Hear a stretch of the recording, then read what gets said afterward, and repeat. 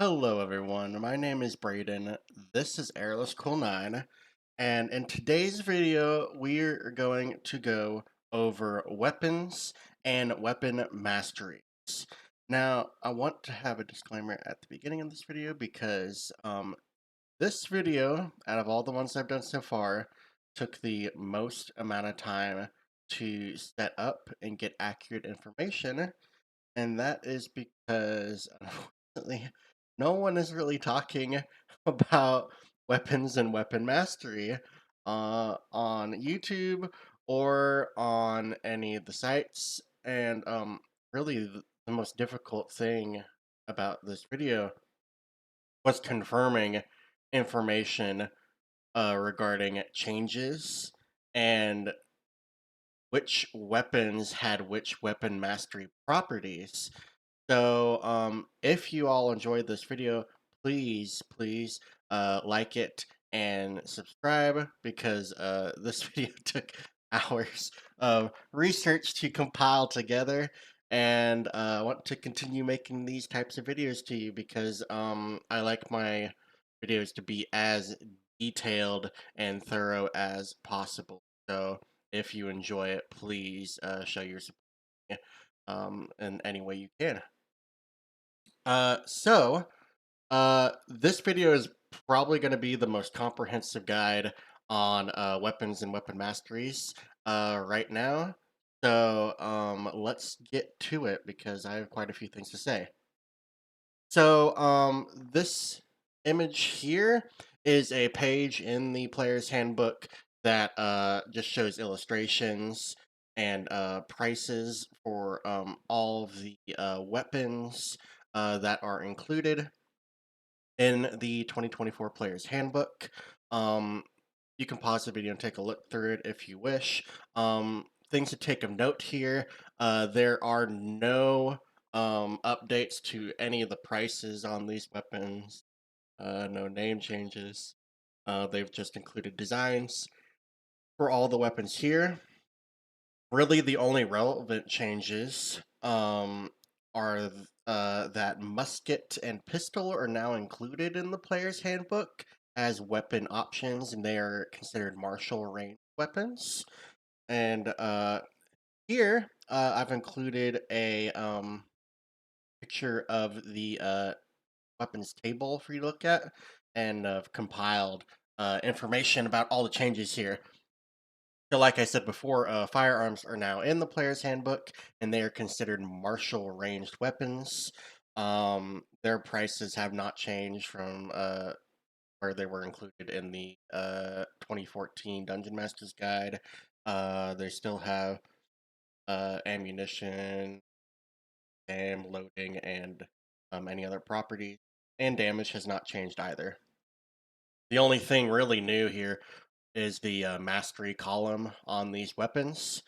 And they have compiled the information here slightly differently. For weapons that have ammunition, they've included what type of ammunition is used. So for the light crossbow, it specifies that you use a bolt, and for short bow, it specifies arrow. And then for the firearm options, it's type. Another interesting thing to note is that heavy weapon property now just has a 13 plus requirement on it. It's strength for melee weapons and dexterity for ranged weapons. So heavy weapons no longer care about what size your species option is. So, if you want to play a halfling or a gnome and wield a great sword or a maul or a glaive, have at it. There's nothing stopping you from doing that now, as long as you meet the strength or dexterity requirement. So, you can also be a halfling wielding a heavy crossbow or a longbow. So, for choice. Another interesting thing to note is that nets are no longer considered a weapon. They have been moved to the equipment section, and that is also where you'll find options such as alchemist fire and acid flasks. All we'll have an entire separate video on equipment. Probably once the player's handbook releases out into or on D&D Beyond, because not a whole lot talking about that right now. So I would like to get as exact information on that as possible before I make it. But some changes to nets in particular. They have a 15-foot range. You can replace one of your attacks that you make with the attack action. The target makes a dexterity saving throw, and the DC actually scales with your dex and proficiency. So that's something new there. And that's actually the same with Alchemist Blast and Acid, or Alchemist Fire and Acid Blast. Another interesting thing to note is that two weapon fighting is now part of the light property. Um, Notably, no longer limits you to melee weapons. So you could now dual wield hand crossbows. Though if you want to reload them, you will need a empty hand to do so, unless you take the crossbow expert feat, which we will talk about in a later video when we go over general feats. Oh, and another one last thing to mention is that the damage for the lance has changed from a D12 to a D10, and you only require two hands to use it when you're unmounted with a lance. So take that in mind. But all the weights and the gold costs and every other weapon that has damage is completely didn't really change anything about weapons except add mastery. So with that in mind, let's go over mastery properties now. So we can take a look and see how they change up combat. So there are I don't want to try to remember. There are only a few weapon mastery properties. I think it's only 7 or 8 of them. It's not a whole lot. Um, but some of them have more weapons assigned than others. So the first one that is present here is the Cleave weapon mastery. The weapons that have this mastery property are the Great Axe and the Halberd. And the Cleave property says if you hit a creature with a melee attack roll using this weapon, you can make a melee attack roll with the weapon against a second creature within 5 feet of the first that is also within your reach. On a hit, the second creature takes the weapon's damage, but you don't add your ability modifier to that damage unless that modifier is negative. You can make this extra attack only once per turn. So once per turn, when you hit a creature with a weapon that has the cleave property, only great axe or halberd case, you could also target a creature next to them that's within 5 feet and deal the weapon's die to it if you hit them. So that's pretty neat. It adds a little bit more damage per turn that you can deal. So this might be an option to you if you want to clear enemies and potentially deal some extra damage. Graze. This property focuses on making sure that you deal damage even when you miss attacks.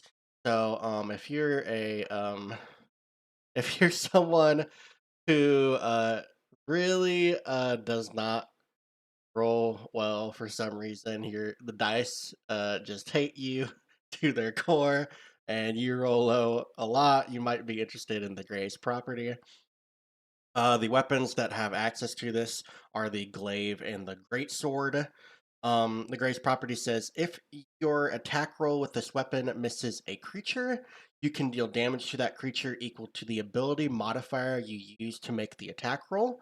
This damage is the same type dealt by the weapon, and the damage can be increased only by increasing the ability modifier.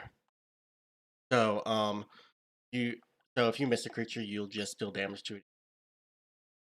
Ability modifier is so glaive and greatsword. It's gonna be your strength modifier. And so the only way to increase that damage will be to increase your ability score and increase that modifier.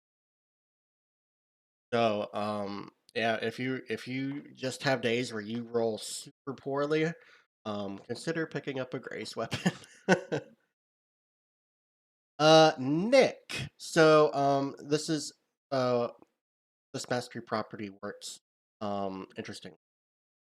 So the only weapons that have access to the Nick weapon mastery are the dagger, the light hammer, the scimitar, and the sickle. So when you make the extra attack of the light property, so the bonus action attack for light weapons is now a part of the light property, and it's not tied to uh, whatever the other rule. So when you make the extra attack of the light property, you can make it as part of the attack action instead of as a bonus action. You make this extra attack only once per turn. So this is a pretty interesting option. So if you're dual wielding daggers, light hammers, scimitars, or sickles, um, you can make your extra attack as a part of the light property as a part of the attack action instead of using your bonus action. So, in order to make your extra attack with the light property, you actually need to be dual wielding light weapons in both hands. The only exception to this is the dual wielder feat, which we will talk about in the general feats videos that I will release at some point. I think the week after this video release. Um, and there's some special options with that as well, as we'll talk about. So, yeah, this is a nice option if you just want to free up your bonus action. Nick is especially good if you're playing a rogue. If you want to dual wield and you're playing a rogue, or even a ranger, could make use of this.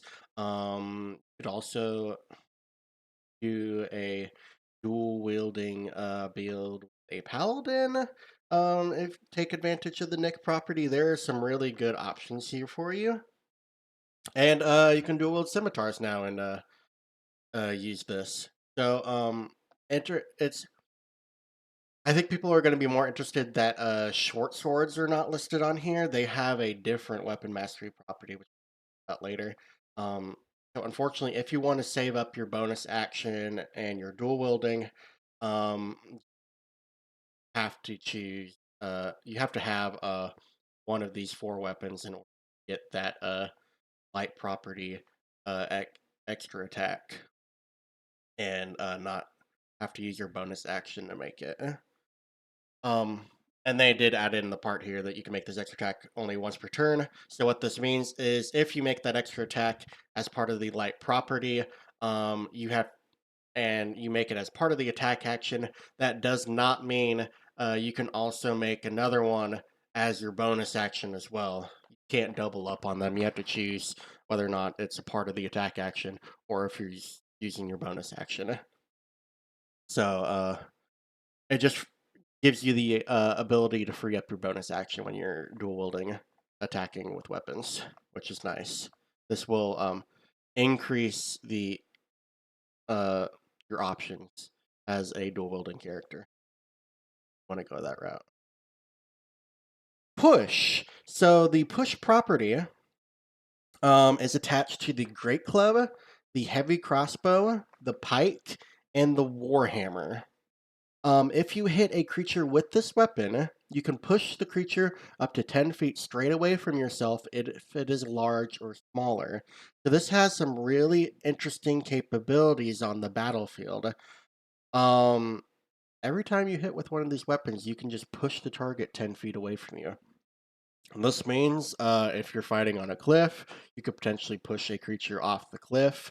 There is no saving throw attached to this weapon mastery, which I think is good because it's going to make combat a lot faster um, in general if you're using weapons with this. I think the best option here probably is the heavy crossbow because you're ranged pushing creatures with it. Warhammer is also a pretty good option, and pike. Warhammer is at least versatile. Um, and the pike has reach, so you have some pretty decent options with this weapon mastery if you want to take advantage of it. Sap. So the sap property is assigned to the flail, longsword, mace, morning star, spear, and war pick. If you hit a creature with this weapon, that creature has disadvantage on its next attack roll before the start of your next turn. What this weapon mastery does not do, if you have extra attack or deal any number of attacks, and you hit the same creature multiple times, unfortunately, the sap is not going to stack. It is just affecting the next attack roll for that creature before the start of your next turn. So you're not going to be able to hit the same creature multiple times and get disadvantage on all their attacks. It is just going to be their first attack. So you're not going to be able to double up on this. But at early levels, SAP is going to be really powerful. And there's some interesting opportunities here because you can also, I'll discuss it at the end of the video, but there's interesting options here with weapons that I'll talk about at the end. The slow property is assigned to the club, javelin, light crossbow, longbow, musket, sling, and whip. So, if you hit a creature with this weapon and deal damage to it, you can reduce its speed by 10 feet until the start of your next turn. If the creature is hit more than once by weapons that have this property, the speed reduction doesn't exceed 10 feet. I'm glad they have clarified that last sentence because this could get pretty crazy for dungeon masters if it did exceed that 10 feet. Um, Slow is really interesting. I think you're going to see a lot more use of the whip now, considering it is a reach weapon that has this property. Um, Light crossbow and longbow is going to be really cool because you're making sure that creatures are not going to be able to reach you with this property potentially. Musket as well, though. There's an interesting part to the firearms that I'll also mention at the end of the video because I forgot to mention it when we were talking about weapons in general. Yeah, I think this is a really cool property. This weapon mastery is gonna pay really well with feats like the slasher feat, which you're really only gonna get advantage of if you're doing a whip. The slasher general feat lets you reduce creatures' movement speed by 10 feet when you hit them with this attack, and it doesn't stack as well. So if you are using a weapon, you have that feat, and you're taking advantage of the slow weapon mastery. You can reduce creature speed by 20 feet, and then if you're playing an Eldritch Knight, potentially you're I believe 7th level, you now can replace one of your attacks with a cantrip. So if you wanted to be really crazy, you could hit someone with a whip, slow them, and reduce their speed with the slasher feat. And then as replace one of your attacks with a casting of Ray of Frost, and you could potentially reduce a creature's speed by 30 feet in one turn. So yeah, slow has some really interesting capabilities that you could stack. So there are going to be ways to take advantage of this weapon mastery that have some really cool functionality on the battlefield. So keep that in mind when you're trying to figure out how to use properties. You can definitely find ways for them to interact with feats and class features that um, I probably haven't considered because I haven't looked at everything yet. The Topple feat, or Topple feat. The Topple weapon mastery is assigned to the battle axe, the lance, the quarterstaff, the maul, and the trident. So this weapon mastery is interesting. It says if you hit a creature with this weapon, you can force the creature to make a Constitution saving throw. The DC is 8 plus the ability modifier used to make the attack roll, and your proficiency bonus. Um, the most likely strength because unless you're playing a monk and you're using quarterstaff and get the weapon master feat to give yourself a weapon mastery with quarterstaffs. But if they fail the saving throw, the creature has the prone condition. So this is probably my least favorite of the weapon masteries. Not because I think prone is a bad condition. Prone is really good because once a creature is prone, you have advantage on attack rolls against it as long as you're within 5 feet of it. Fortunately, if you're farther than 5 feet, you do have disadvantage on attack rolls against prone creatures, which kind of sucks.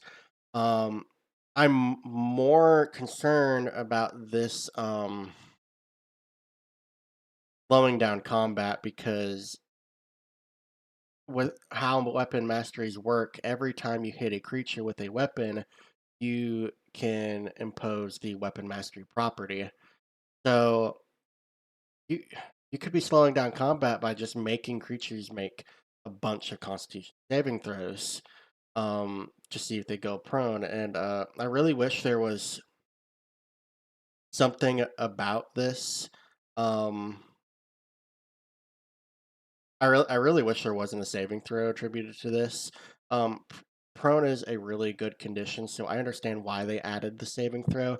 But again, I feel like this is going to bog down combats for characters that want to make use of this weapon mastery. And I think there's going to be some issues there. It's just going to slow down combat if someone's playing a character with the topple weapon mastery being used. I don't think it's a bad one, but like I said, I think it's just going to slow down combat, and then that's not going to be fun for everyone because uh, hopefully you don't have multiple characters using this in the same combat because yeah, I can see it really slowing down combat and making things awkward. But Topple is very good. Then the last property that we're going to talk about is of Vex. Weapons that have the Vex property are the blowgun, the dart, the hand crossbow, the hand axe, the pistol, rapier, short bow, and short sword. As you can see, this one has the most weapons attributed to it. And this weapon mastery is very good. If you hit a creature with this weapon and deal damage to the creature, you have advantage on your next attack roll against that creature before the end of your next turn. So, rogues are really going to want to make use of Vex. You are probably going to have a lot of rogues that are going to be wielding short sword in one hand and dagger in the other, so then they can make use of Vex, Vex and the Nick weapon mastery on turns. Um, yeah, this is going to be really good for any creature that just wants to make sure that they have advantage on attack roll. Because especially if you do this right, you can make after the first round of combat, you can make sure that you have advantage on every attack roll you're making. Because it just applies to the next attack roll that you make. So you hit the creature once with Vex property, and you have advantage on your next attack, and then you're hitting them with advantage again, and then you're at the Vex property again, and you have advantage on the next attack roll. So this is going to just accumulate itself every time you're hitting. So Vex is really good. It's going to make sure that you hit creatures quite a bit. And like I said, the cool thing about hand crossbows is you can dual wield them, and they both have vex. So yeah, there's some really cool options here. You could also play a barbarian, dual wielding hand axes, and taking advantage of that vex property. Or really, if you wanted to, I would hand axe in one hand, scimitar in the other, so you can vex advantage, and then you have since you have a scimitar in the other hand, you could have the nick um hit them with the nick as part of the attack action with the scimitar, and yeah, you can really pair these weapon masteries together. So the things that we're going to mention at the end of the video, since we are here at the end, um so for weapons such as the musket and the pistol, they have a property called the loading property, which states that you can only let me double check here. You can fire only one piece of ammunition from a loading weapon when you use an action, a bonus action, or a reaction. Fire it, regardless of the number of attacks you can make. So for characters that have extra attack, you're not gonna really be able to make a lot of use out of muskets and pistols. The only way that you're really gonna get usage out of this is if your DM allows you to make use of older content. And really, the only ways to benefit off of these firearms are if you're playing a GIF, because gifts have a trait that lets them ignore the loading property of firearms. Or the other way that you can make advantage of this is if you are allowed to take the gunner feat, which I think is in Tasha's Cauldron, which was not included in the 2024 Player's Handbook for some reason, and the gunner feat lets you ignore the loading property. So yeah, if you want to make use of firearms, really consider asking your DM if you can take the gunner feat as a general feat. Um, or consider playing a Spelljammer campaign and playing a GIF, because that's another way to make use of that. What was the other thing I was going to talk about? Oh, so the way to make the most use out of these weapon masteries, because most martial classes are going to have at least two um, weapons that they choose um, that they can gain the mastery properties of. So if you really want to make use of these weapon masteries, as part of your attacks, you can swap out weapons. So if you want to make an attack with a weapon that has the Vex property, you can do that. And then you have an extra attack. You can switch out your weapon for the extra attack as a part of that attack to a weapon that, let's say, has the Nick property, even though you don't need to do that. Um, but it would make sure that you could use the Nick property as a part of the attack action and not have to use bonus action to get that extra attack. So there are ways to pair these mastery properties together that are really interesting and will allow players to play around with. Uh, yeah, there's some really interesting options here that you're really only going to be able to figure out after considering all the options available to you and probably testing them out um, in the field once the player's handbook releases. But yeah, I hope this guide was helpful to all of you. Um, there is a there are some really interesting options with the weapon mastery properties. Yeah, like I said, there's not a whole lot of changes really. The only change of interest is that the lance die decrease from D12 to a D10.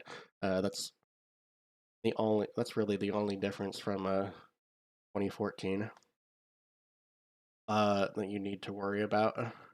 Not even worry, that's you need to consider if you're wanting to move forward with these rules. Um, but yeah, I hope you all enjoyed this video. Thanks for watching. Please like and subscribe. I will be getting a lot more content out um, as it comes, and I will catch you all in the next video.